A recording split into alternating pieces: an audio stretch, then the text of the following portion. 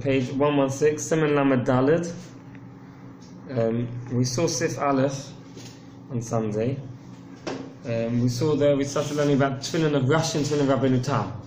What exactly does it mean, Teffillen of Rashi and Teffillen of Rabbeinu Tam? We saw that the difference between Teffillen of Rashi and Rabbeinu Tam is the order that the parashas are placed inside the Teffillen. According to Rashi, it's placed in the order it's written in the Torah.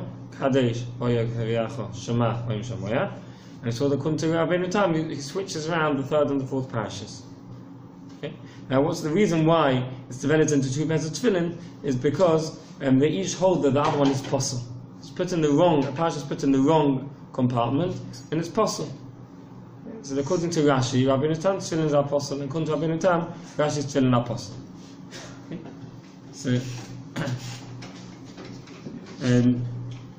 now the question is, what happened before Rashi and Rabbeinu Tam? That's the question everyone always asks. What was there before Rashi and Rabbeinu Tam? Did Rabbeinu Tam change the tefillin that were beforehand? Before that, everyone put on Rashi tefillin, Rabbeinu Tam came along and changed it?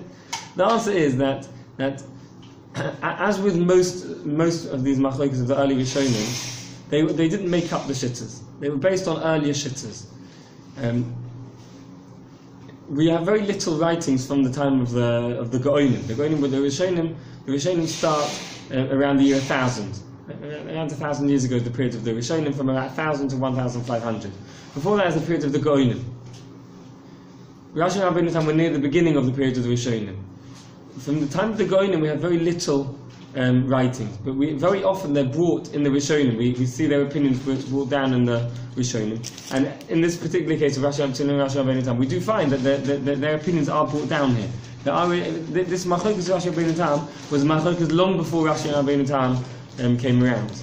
There were already Go'onim who argued about it, and before that as well. This is a very Rashi and Rabbeinu Tam themselves 1,000 years ago, but it was long before that this machlokas started.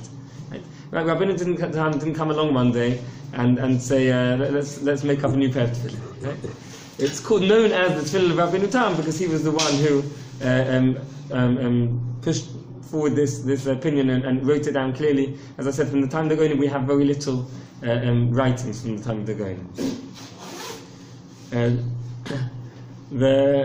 A couple of Rishonim, the Modcha and the Smag, a number of Rishonim, they bring that from they received a letter was sent from Eretz Yisrael that on the kever of Yechezkel Hanavi the bimah fell down, and the geniza was under the bimah. Because the bimah fell down, the geniza was revealed, and they said in the geniza was a pair of tefillin of Rashi, written like Rashi.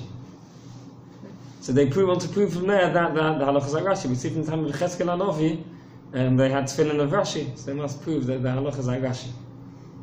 So the other side, the side of Rabbeinu Tam, they push off this proof by saying that's why it's put in Geniza, because they made tefillin of Rashi. That's why it's put in Geniza. Really should be Rabbeinu Tam. Apparently, the same conversation happened about Masada. Masada, there was Rabbeinu Tam found, right? And they said that's why it was in the Geniza of Masada. They found what tefillin of Rabbeinu Tam in Masada. Yeah, it was possible. That's why. Interesting.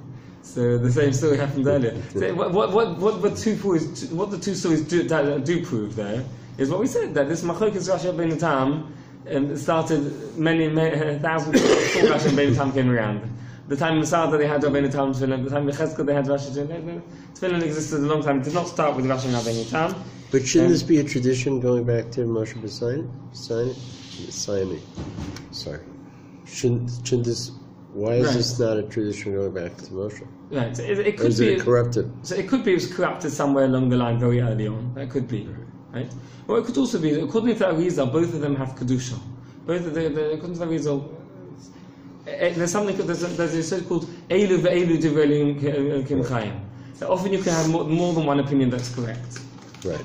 And it could be that in this case both of them have but they are both correct to some extent. Right. So, okay. Let's move on now. we saw that the minhag ha'olam is like Rashi. Okay, what should we do lemaisa? We have these two pairs of tefillin, Rashi and Rabbeinu Tam. Lahalocha lemaisa, what does one do? So we saw the end of Sifra Aleph. We read the words again, and now the second line of page 116, second line. At the end of the line, last two words on the line. The minhag of the words is like Rashi. Put on tefillin like Rashi. Okay. Sif Beis. Let's go straight into Sif Beis. Says Yirei Shamayim Yetze Yedei Shnehem. A God-fearing person should put on both Rashi and Rabbeinu Tam. He has to stay to go tefillin to make two pairs of tefillin. He should put them both on. V'yichavin b'hanochoson ba'usom shemalib b'dehilchasa and yosi deichovasi. When he puts on both pairs. The Shulchan Aruch at the moment is talking about putting both of the pairs on together, right? Putting both pairs on together, and he should have in mind when he puts them on that the tefillin, which are which are the correct ones according to halacha, those are the ones which he's putting on to fulfill his obligation of putting on tefillin. So the other one is just a box with straps, nothing to do with the mitzvah of tefillin. There's enough space on one's head to put on two pairs of tefillin. Similarly, on the arm, there's enough space for two pairs of tefillin. If he doesn't know how, if he can't manage to get them both onto the correct place, on the arm or on the head, then he should put on one pair first, shel yad, v'shel rosh. You should put on first one pair, the first should put on Rashi, put on Tefillin Shel Rashi, the Shel Yad and the Shel Rosh. Then you should take it off. And then you should put on the second pair, the Tefillin Rabbeinu Tam. So he makes the bracha, he puts on Rashi's Tefillin, he immediately removes them and puts them on Rabbeinu Tam's Tefillin, so the bracha covers both of the pairs of Tefillin. And some say, if you can't put them on together, he should put on the tefillin of Rashi and make a bracha on it. He should wear them for davening, for Kriyas Shema tefillah. After davening, then he should put on tefillin of Rabbeinu Tam below bracha. And he should read with them Shema and V'hoyoim Shamoya. Right? The two parshas of Shema and V'hoyoim Shamoya. Let's just read Sif Gimel, then we're going to discuss each part of this together separately. Sif Gimel, Lo ya'aseh ken elamisha muchzak u'mefurasam b'chasidus. Says the Shulchan Aruch, only someone who is already well known as a pious person, he should do such a thing. Should put on both Tefillin of Rashi and Rabbeinu Tam. Okay, let's have a look now. Let's discuss each part of this separately. The Shulchan Aruch started off by saying that one should put on both pairs together. Okay, one should put on both pairs of tefillin together because there's enough space on one's head to put on to fit between. We discussed the upper and lower boundaries of where the tefillin go. Where the hair starts sprouting is the lower boundary, right? The place where it's soft, the top of the head where it's soft for a child, that's the upper boundary. There's enough space to fit in two pairs of tefillin there. Similarly, on the arm, there's enough space. We discussed there has to be on the raised part of the muscle of the arm. Is the lower boundary, and the upper boundary we saw machlokas if it goes all the way to the top of the raised part, or if it goes to halfway. There's enough space for two pairs of tefillin. However, this is only if one puts on a small pair of tefillin. We put on nowadays the tefillin we put on, for the size of them one wouldn't be able to fit on two. Therefore, the people that do put on two pairs together, Rashi and Rabbeinu Tam, they get smaller tefillin. The general standard size, the regular size that we use, there's not enough for two pairs. Okay.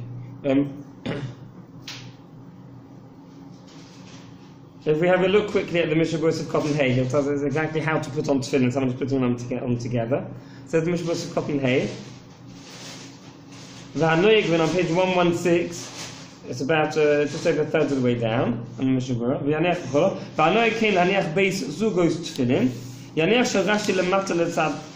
On his head, the tefillin of Rashi should be further down, and the tefillin of Rabbeinu Tam slightly higher up. The king of Arizal, sheyachnis tchila shel Rashi, v'yamidem letzad hakosef, v'achem shel Rabbeinu Tam, letzad hayad, and on the arm, the tefillin of Rashi should be closer to the shoulder, and the Rabbeinu Tam closer to the hand. Both of them on the muscle, as we discussed. Shnei b'makom with Teffillen. V'rotzus Rabbeinu Tam he mechusa tachas rotzus de Rashi. When he does the straps of Rabbeinu Tam should be underneath, the tefillin of Rashi should be on top, covering the ritzus of Rashi. The tefillin of Rashi should be covering the ritzus, it's covering the straps of Rabbeinu Tam. The tefillin of Rabbeinu Tam yihiyu ketanim mitfillin de Rashi. The tefillin of Rabbeinu Tam should be slightly smaller than the tefillin of Rashi. Okay? Let's just have a look now at. So he has to put the Rabbeinu Tam on his arm first, and put Rashi on after in order to cover the straps of Rabbeinu Tam.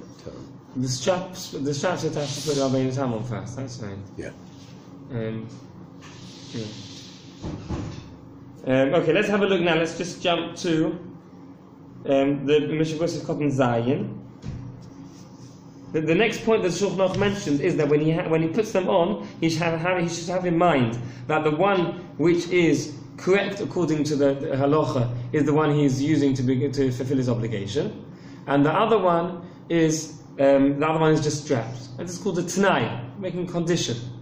One can make a t'nai with mitzvahs that if the halacha is like a certain way, then he wants to be fulfilled mitzvah in a certain way, and if not, he wants to be fulfilled mitzvah in a different way. Says the MISHNA Berura Cotton Zayin. There's 3 lines from the bottom. He said,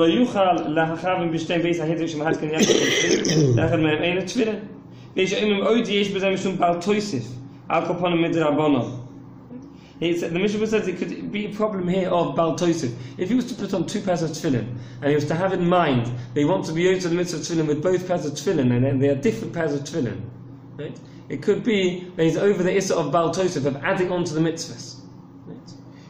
And just like if one was to have 5 batim of the tefillin, one was to add an extra, put in an extra pash in the tefillin, make a 5th compartment, add in an extra compartment. One was over the issa of Baal Tosif, of adding to the mitzvahs, of changing the mitzvahs by adding. There's an issa to add to the mitzvahs and an issa to detract from the mitzvahs. So says the MISHNA Berura, it could be that if one was to put on Rashi Rabbeinu Tam and have in mind to be used to the mitzvah, he's adding to the mitzvah. He's changed the mitzvah and added on to it. He's saying the mitzvah is wearing 2 pairs of tefillin. The mitzvah is wearing 2 pairs of tefillin, and one of them with the following order: Kadesh, and one with the other order. Right. So he's added parts to the mitzvah, and therefore he's had in mind that he's only putting on one pair, the shem mitzvah, and the other one is just a box with straps.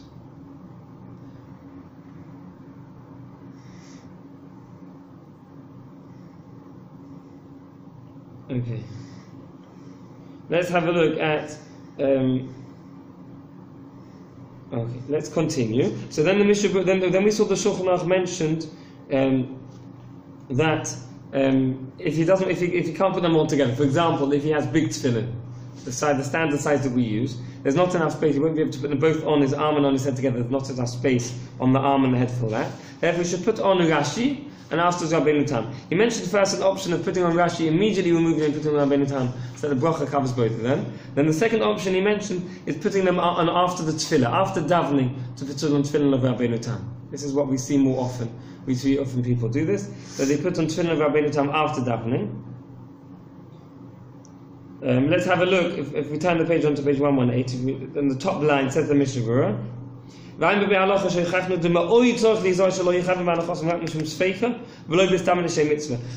mentions again that one should be very careful when one puts on to have the kavanah. They're just putting on because of the sofek, as we mentioned, in order to avoid the problem of Baal Tosif. He should have in mind that he's doing it misofik, it's out of doubt. That if the halacha is at Rabbeinu Tam, he's doing it to the mitzvah now with the tefillin of Rabbeinu Tam. This is very important that he has this in mind. This doubt. This has this condition in mind. So it may be that he davened without tefillin, just with boxes on his head. Right. Exactly.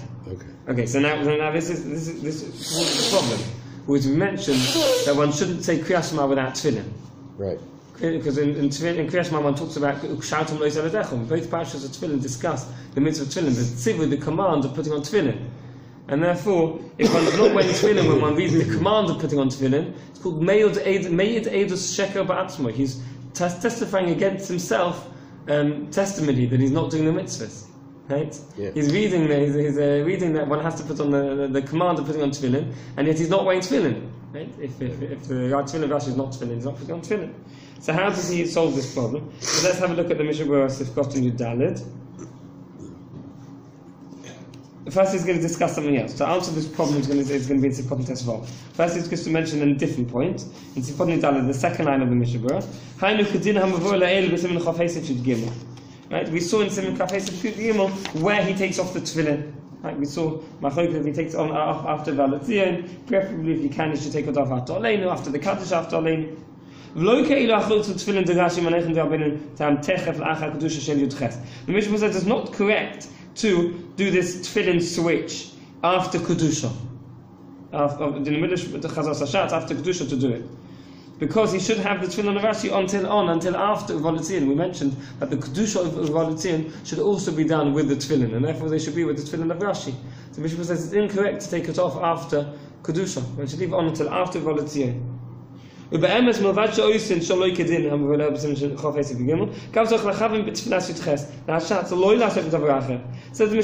this, they have a different problem. That during the Chazos Hashatz, one shouldn't be taking off tefillin. During Chazos Hashatz, one should be listening to the words of the Chazos Hashatz.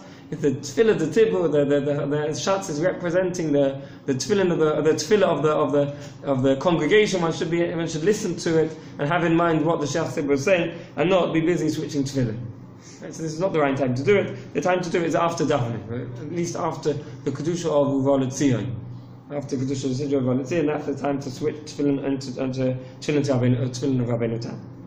Says the Mishnah Berura Koppen Tesvav, Shema v'hoyim Shemaya, Aval ein tov Parshas Tzitzis. Right? So the Shulchan Aruch says that when he puts on the tefillin of Rabbeinu Tam after davening, he should say the Parshas of Shema v'hoyim Shemaya. Says the Mishnah Berura, he doesn't have to say the Parshas of Tzitzis. The reason why the Shulchan Aruch mentioned that one should, with the tefillin of Rabbeinu Tam, say the first two parshas of Shema, is to solve the problem we mentioned just before. That Shema and Shema have written in them the command of putting on tefillin. If one puts them on without fulfilling the mitzvah, one's testifying against oneself that one's not fulfilling the command of putting on tefillin.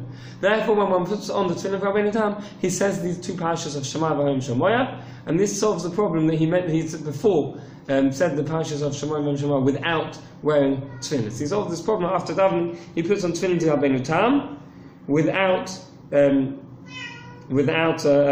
He says he puts on tefillin to Rabbeinu Tam and reads the parshas of Shema v'hoyim Shemoya. But there's no reason for him to read the parasha of Vayomer. Parasha of Vayomer has in it the mitzvah tzitzis. It does not have the mitzvah of tefillin.